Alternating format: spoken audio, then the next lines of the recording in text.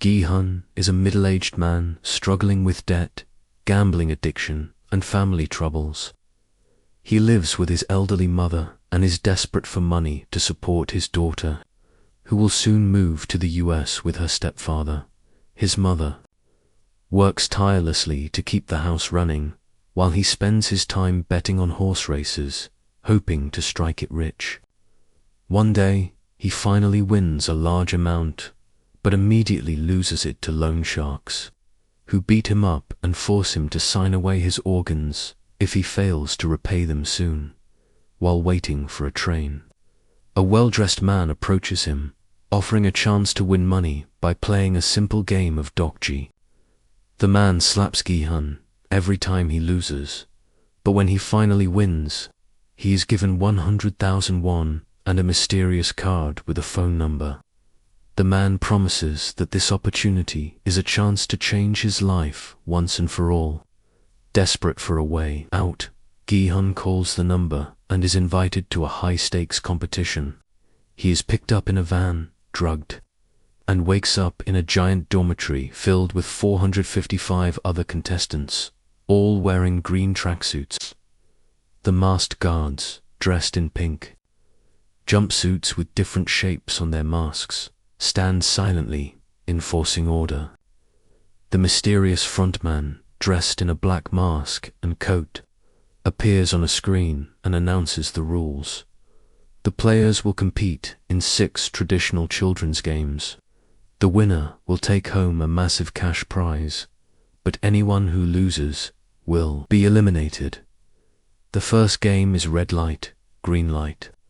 Players must cross a field while a giant robotic doll calls out green light and red light. If they move after she says red light, they are shot. When the game begins, the first player to move at the wrong time is immediately executed. Panic spreads as people realize the deadly nature of the game, and many are gunned down as they try to flee. Gi-hun stands frozen in shock, unable to move.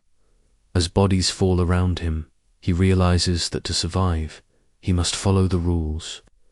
When he stumbles near the end, Ollie, a strong and kind-hearted migrant worker, grabs him, saving his life. Gi-hun crosses the finish line just in time. Sang-woo, his childhood friend who became a successful businessman before falling into debt, carefully calculates his moves and survives. Sabi-ok, a North Korean defector who needs money to bring her family to safety, also makes it through. The game ends with only 201 survivors. That night, the players are in shock. They demand to leave, realizing the game is too dangerous.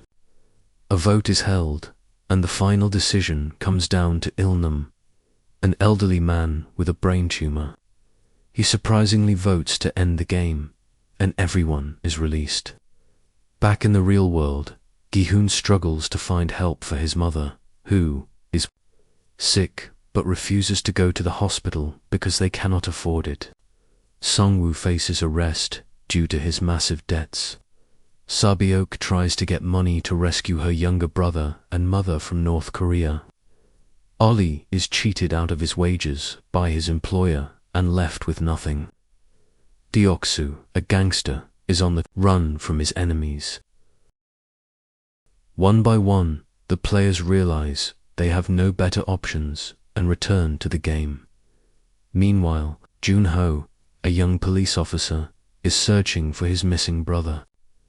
After finding the invitation card among his brother's belongings, he decides to investigate. He follows Gi-hun to the pickup point, sneaks into the van, and later infiltrates the facility disguised as a guard. The second game is honeycomb. Each player must carve a shape out of a fragile sugar candy. The shapes are randomly assigned: circle, triangle, star, or umbrella. Gi-hun unknowingly picks the hardest shape, the umbrella. As he struggles, he realizes that licking the candy softens it, making it easier to carve out. Sang-woo figures this out early but keeps it to himself. Sabaok carefully carves. Ali uses brute force to break away excess candy. Many players fail and are executed. Mineo, a manipulative woman, secretly uses a lighter to melt her candy and succeeds. Junho explores the guards' quarters and discovers a shocking secret. The guards are harvesting organs from dead players and selling them on the black market. He kills one of them and assumes his identity to continue his investigation. The third game is tug of war. The players must form teams of 10.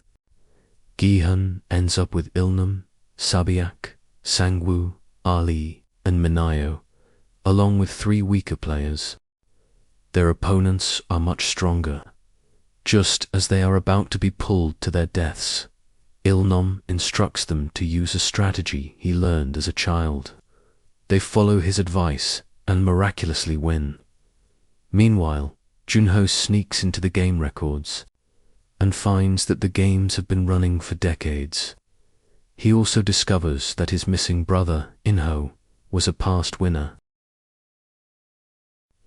The fourth game is marbles. Players must pair up, thinking they will work together, only to learn that they must compete against each other. Gion is paired with Ilnam Sang-woo with Ali, and Sabaok with Gion, a quiet girl. Sang-woo tricks Ali into giving up his marbles, then leaves him to be eliminated. Gion, realizing Sabaok has more to live for, lets her win and accepts her fate. Ilnam appears confused and helpless, but in the end, he lets Gi-hun win, calling him his friend before being taken away. That night, Gi-hun is devastated by Ilnam's apparent death. The VIPs, a group of wealthy masked men, arrive to watch the next game. The fifth game is the glass bridge, where players must cross by stepping on glass panels. Some are strong, others will break. Players go in order, stepping forward cautiously. Many fall to their deaths. Deoksu refuses to move, forcing others to go ahead. Mineo takes revenge, grabbing him and dragging him down with her. A skilled glassmaker figures out the difference between the glasses, but Sang-woo, running out of time, pushes him to his death. Gi-hun, Sang-woo, and Sabaok barely survive. Meanwhile, Junho kills a VIP and escapes, but he is caught by the frontman, who is revealed to be his missing brother, Inho. Inho coldly shoots Junho, who falls into the ocean. Final 3 players are given a luxurious dinner. Afterward, they are left with knives, knowing only one will survive. That night, Gi-hun sees that Sabaok is bleeding heavily.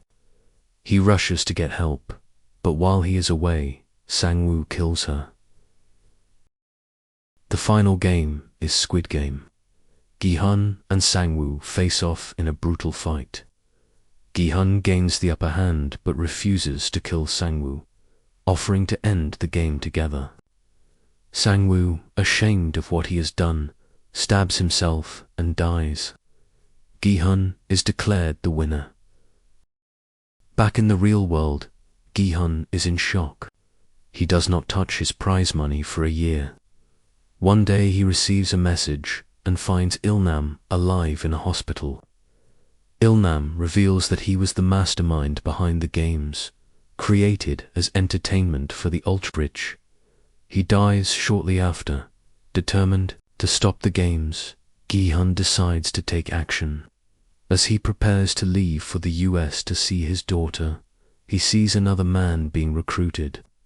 He calls the number and hears the front man's voice. Instead of boarding the plane, Gi-hun turns around, determined to fight back, and he decided to stop the game once and for all.